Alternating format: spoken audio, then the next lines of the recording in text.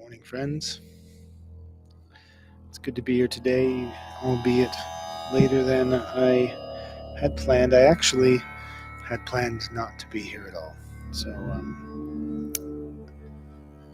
I'm glad that I decided to sit down with this project today. So thanks for being here. If you are, in fact, here, thanks for being there if you are there.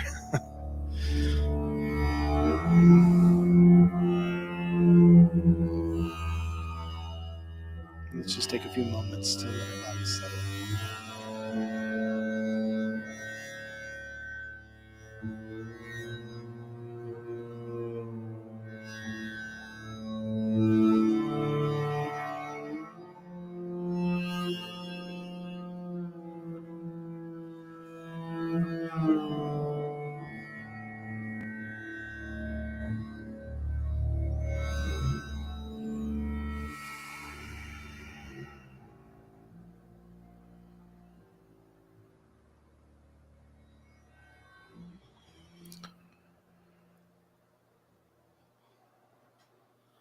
All right, let's invite the bell, and in doing so, we'll be um, stepping into our practice of taking intentional breathing um,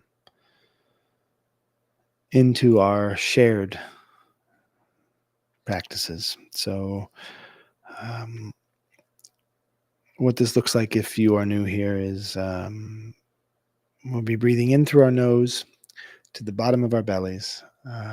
There's a lot of reasons for this I've enumerated on multiple sits with you all, but the short of it is this intentional breathing helps to reset our body into calm from a state where we may be in some sort of dissociation or crisis.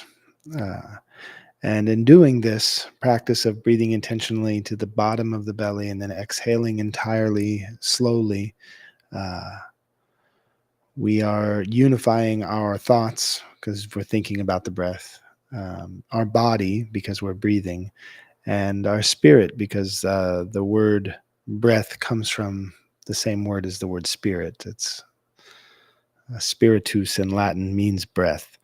So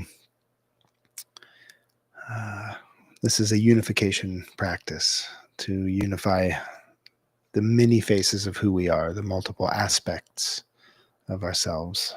I like the word aspect. Has the word spect in it. That part of a word means to look or to see, something that you look or that you see. So it's one element, one part of what is visible to the world, or even just to yourself. So let's invite the bell and have a few breaths together this morning. And breathing in.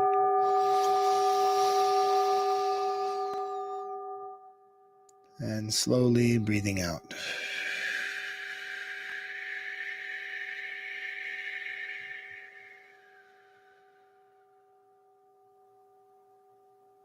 And in.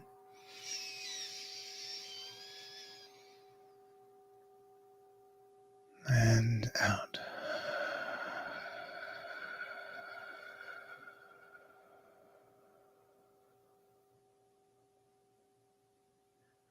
And once more, breathing in.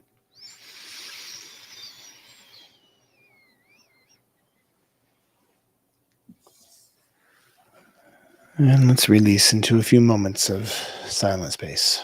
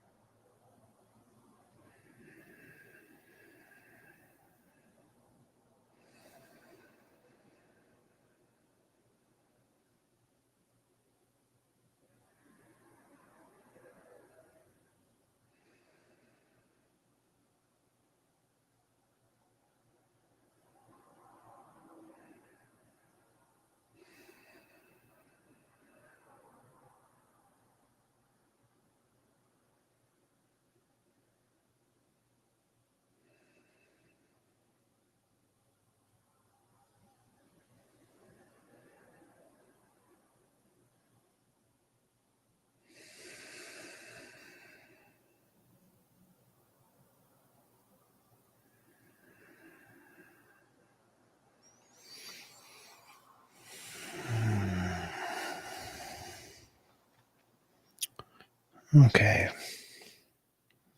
So it's going to be a short shared practice today.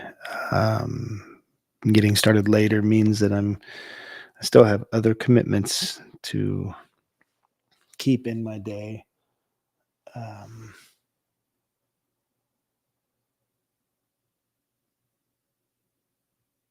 so I just wanted to come and sit and have a few breaths with everyone.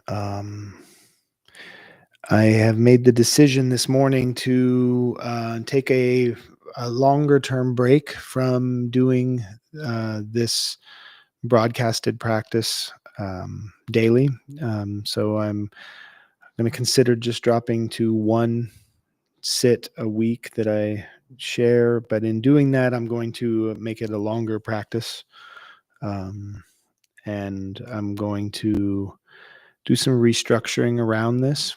But I'm going to continue the in person sits uh, for the next couple of weeks until we start to rearrange the layout of the beside, at which point I'll take a break until I get set up to do the meditations back in Journey Home, where I did them for a year and a half. So just a little bit of shift this winter season as we're moving into the new year. Uh, Also, I'm making that sound like nuts and bolts, but it's not really nuts and bolts. There's also all of this understanding that I'm starting to come to about uh, what my needs might be and how that might be shifting. Um, I'm going to take a few breaths for just a second while I find the feeling before I speak on this.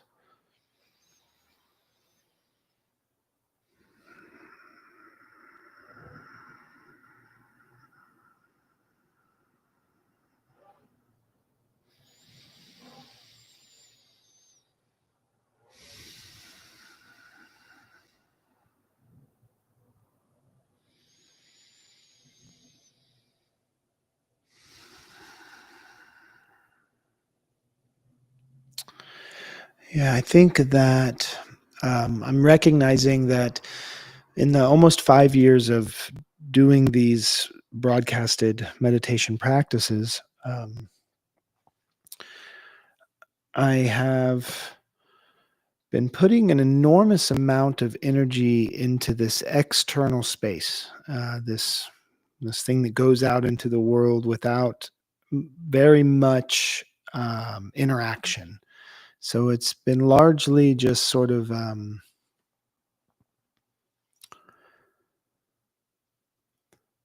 dumping these ideas that I have or these experiences that I have into this sphere where a few people are participating and conversing a bit on it.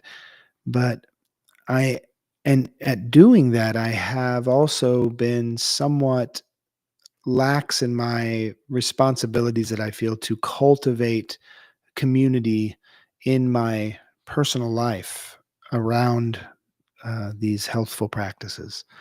Um, and so I'm going to take a break all around from being on screens, being on the internet much, uh, very, very limited in how much I'll be participating online for at least the month of December, possibly longer. We'll see how I'm feeling at the end of that break period. I've taken breaks from social media many times over the years. I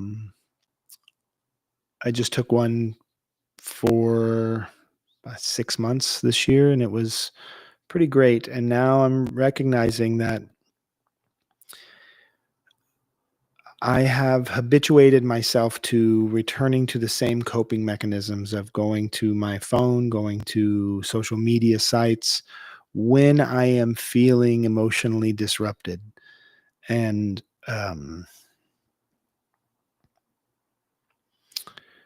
I'm very grateful that I have the capacity now to recognize that this is what I'm doing, because for the longest time I would just go to my coping mechanisms without thought, um, which means that it was sort of an unbridled deep dive into dissociation. And now I'm recognizing the consequences of that pretty immediately. Um, I feel it in my body. I feel it in the strain that I have on my capacity for relationships and for maintaining openness. And so I think that I have been functioning, if I'm being totally honest with myself, I've been functioning on this veneer of openness. Um, but it's causing me to want to close off inside because it's all so far away. It's also, and that's not just because it's on the internet with this broadcast. I'm speaking towards greater aspects of my life where my thoughts are focusing, where my worry and my attention are being taken to is um, is starting to pull me away from myself in this moment, in this place, in this here and now. And I recognize that through finding that I'm starting to step into old thought patterns and behaviors uh, based on those thoughts. I'm starting to have um, grumpier kind of negative thoughts. I'm starting to use sarcasm, uh, even just in my own thoughts, if not, to others. I'm starting to think in ways that is I'm finding detrimental towards my relationship to who I uh, am, as opposed to who I think I should be or who I think I am. Um, and it's detrimental to those relationships that I have. So, uh, and I know it probably seems quite odd to think about this in terms of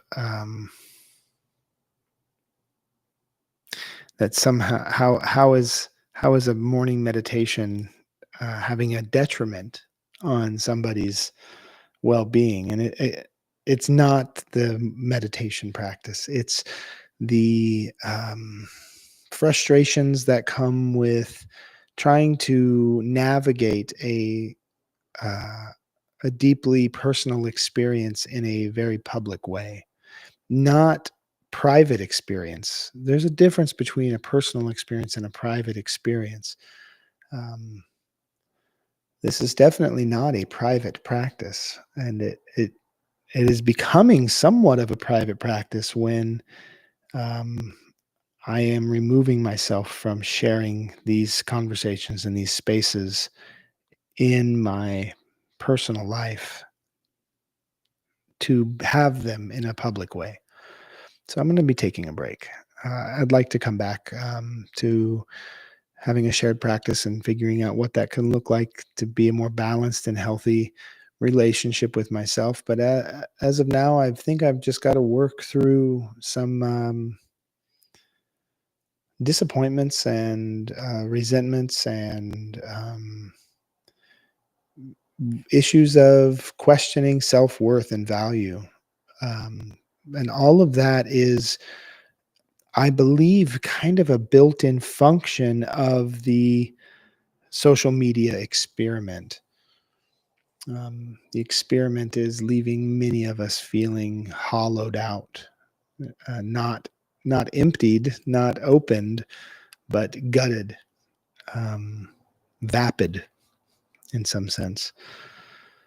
Um, and I just want to get back in touch. It's like a detox.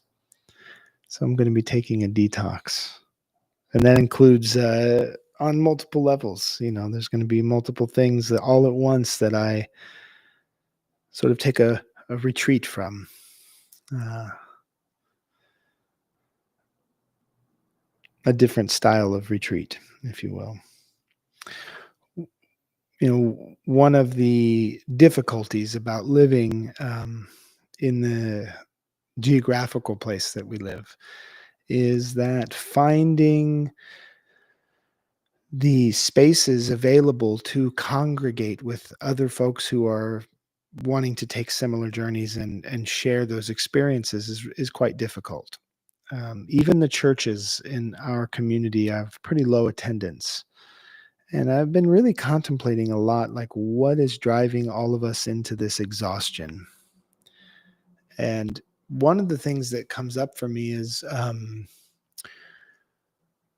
something that actually that Jim Carrey, the actor Jim Carrey, said. He said that depression is when the body um, says no to what the mind is insisting. And that really makes a lot of sense to me, that there's so many of us who suffer these periods of deep exhaustion, um, which is another way to understand depression, honestly. We pathologize a lot of our experiences, and I think that that's not always that healthy. And diagnoses can sometimes be quite helpful to understand what you're experiencing. Um, but at the same time, it can also be a sidestep to actually just experiencing what it is.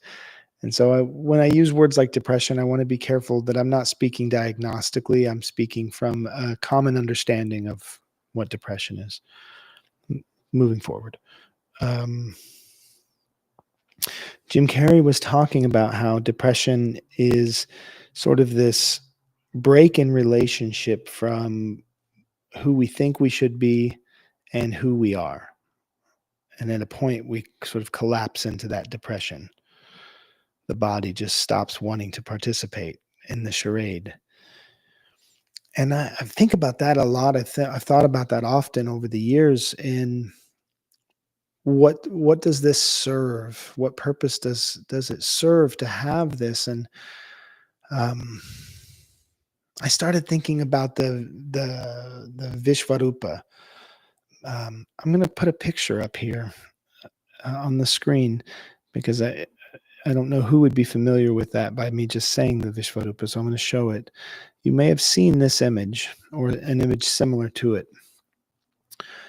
Uh, so this image is an image of Vishnu, um, who is a Hindu deity, kind of a highly um, esteemed deity in different Hindu practices, especially Vaishnavism.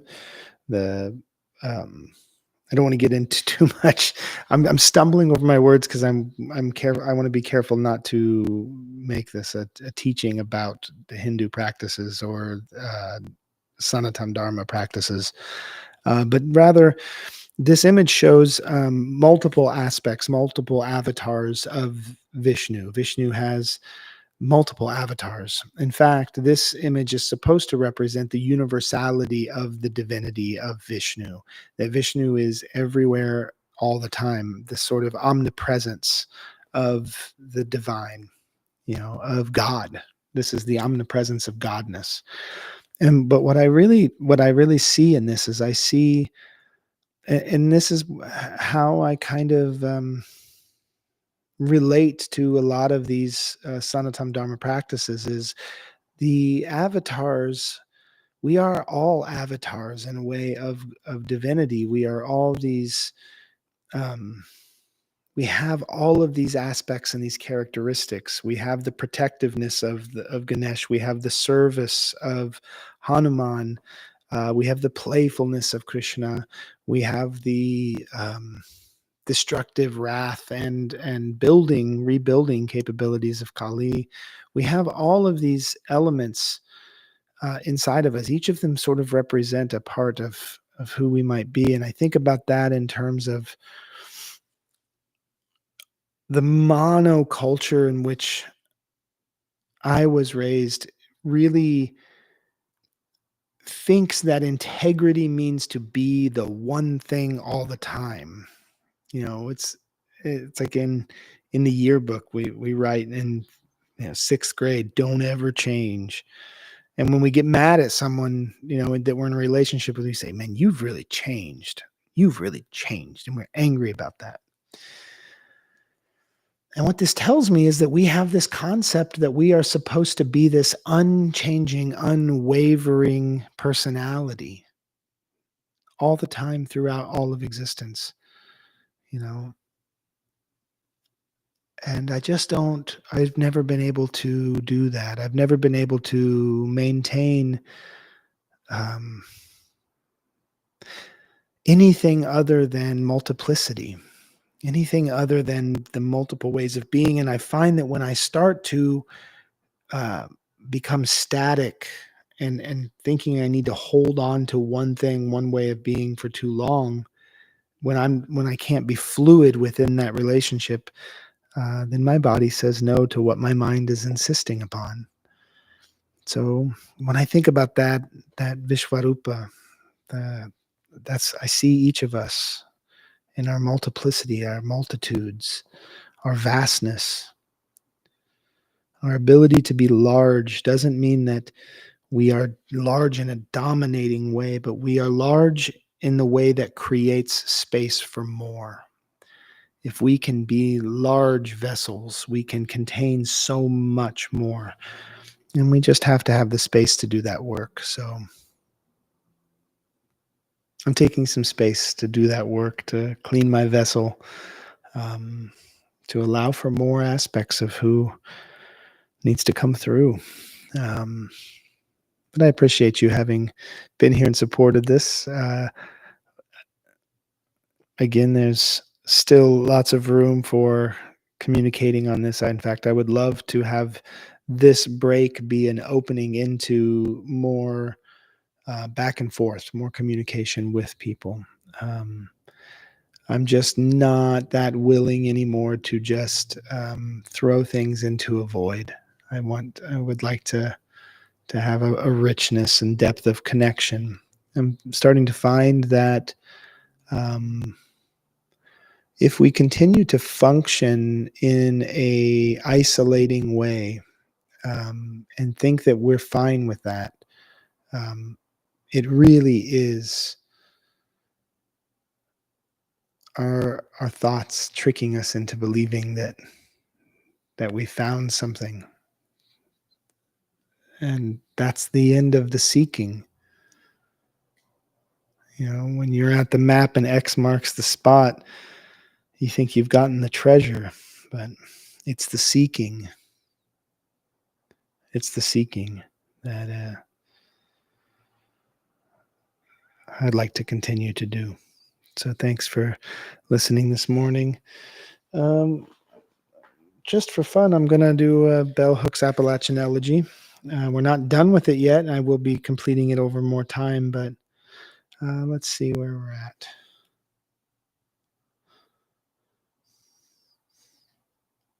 Okay. This is number 48. And I'm going to need a light for this.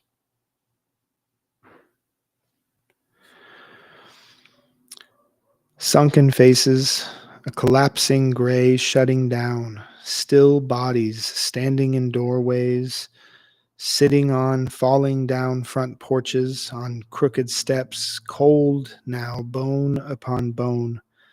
Outsiders come, taking land, taking life, stripping, removing, destroying, mountains ravished, leaving in this corrupt wake souls grieving. Earth laments, cries out loud that justice may come, that it is never too late. Whew.